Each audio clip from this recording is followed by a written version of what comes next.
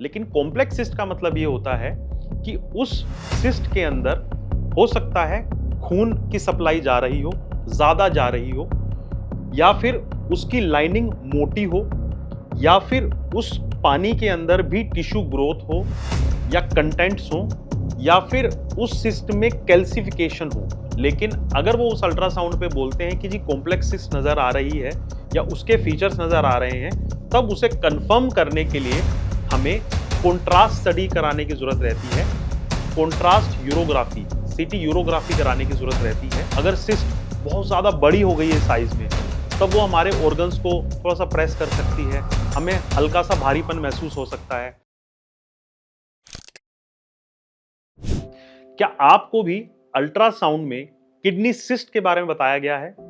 आप गए थे कोई किसी और चीज़ के लिए अल्ट्रासाउंड कराने के लिए, और जब अल्ट्रासाउंड हुआ तो उसमें पता चला कि किडनी में कुछ छोटी-छोटी पानी की गांठें बनी हुई हैं, जिन्हें सिस्ट बोला जा रहा है।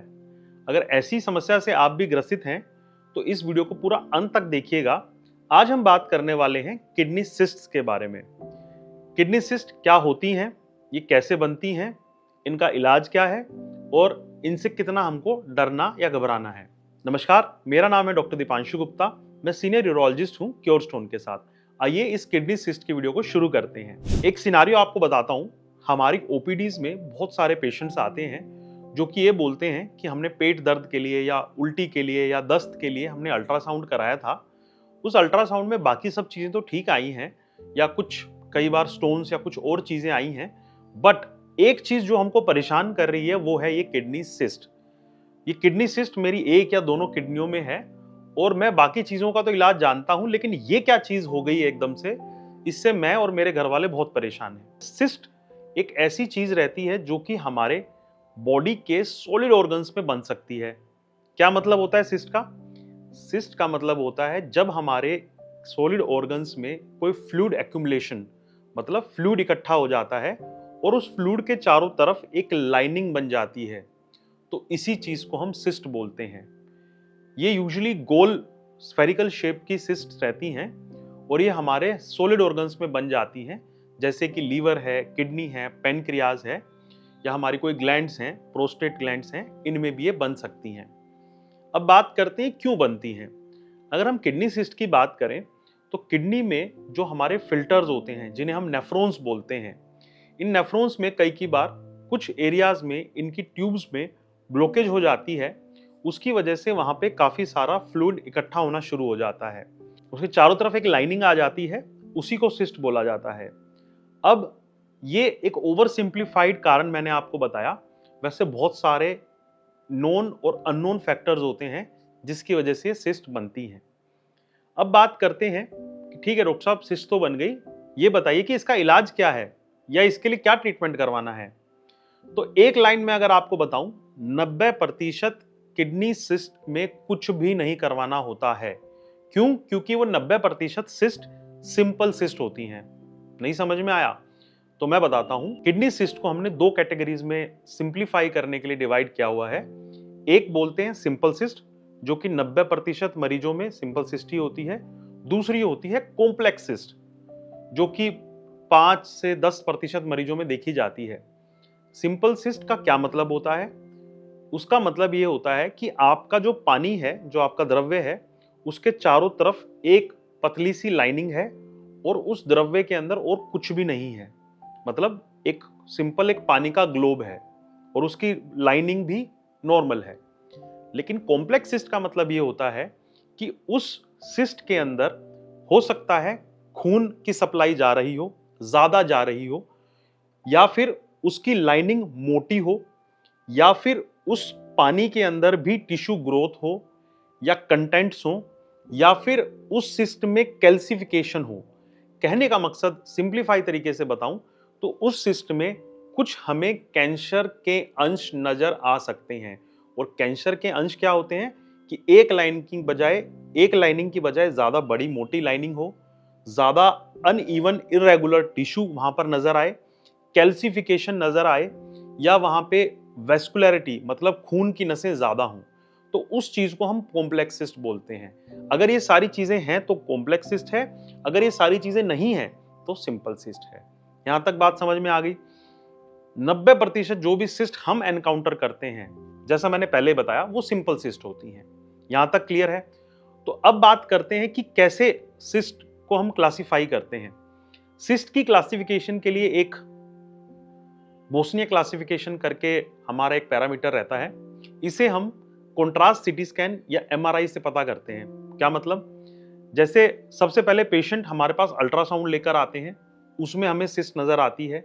सिंपल सिस्ट अगर है तो हम अल्ट्रासाउंड तक ही सीमित रह सकते हैं, हमें सीटी स्कैन कराने की भी जरूरत नहीं रहती है।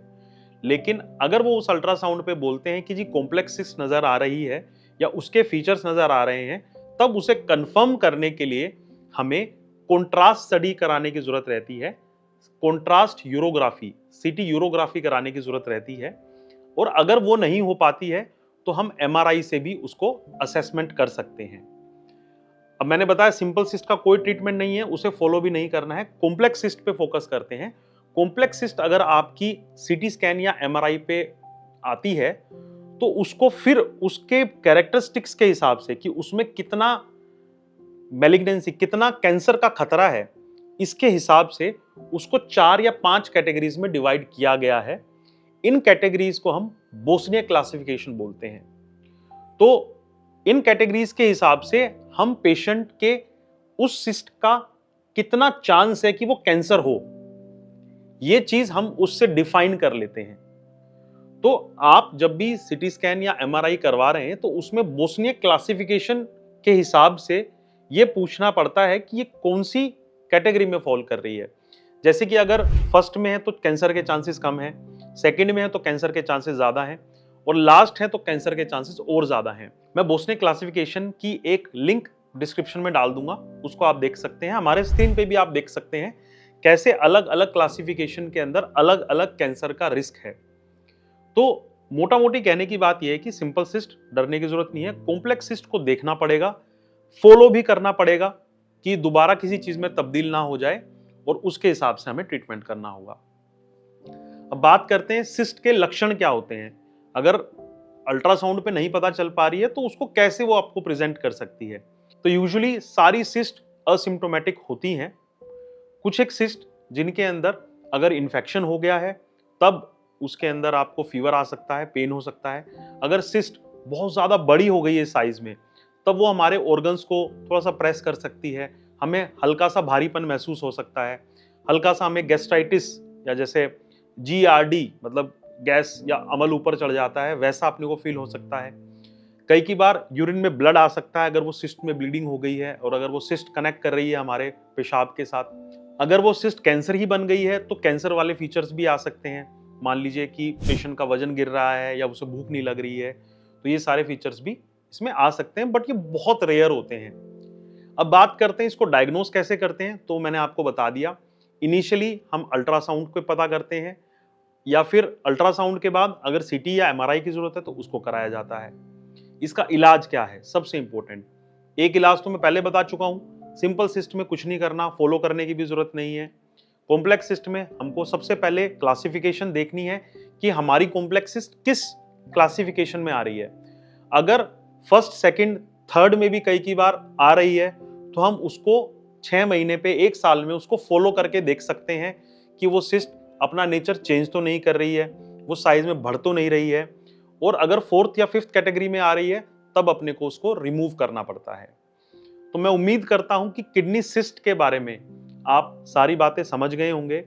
ऐसी और किडनी स्टोन्स और किडनी से संबंधित वीडियो के लिए मेरे YouTube चैनल को सब्सक्राइब करें, और हाँ, हमें इंस्टाग्राम पे जरूर फॉलो करें द क्योर स्टोन के साथ। एक चीज मैं आपको और बताना चाहूंगा, हमने एक नया चैनल भी शुरू किया है मेल सेक्सुअल हेल्थ के बारे में, जिसमें हम प्योरली मेल सेक्सुअल हेल्थ के बारे में बात करते हैं।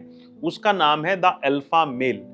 उसका लिंक भी डिस्क्रिप्शन में हम डाल देंगे, आप उसको भी जरूर देखिएगा। धन्यवाद।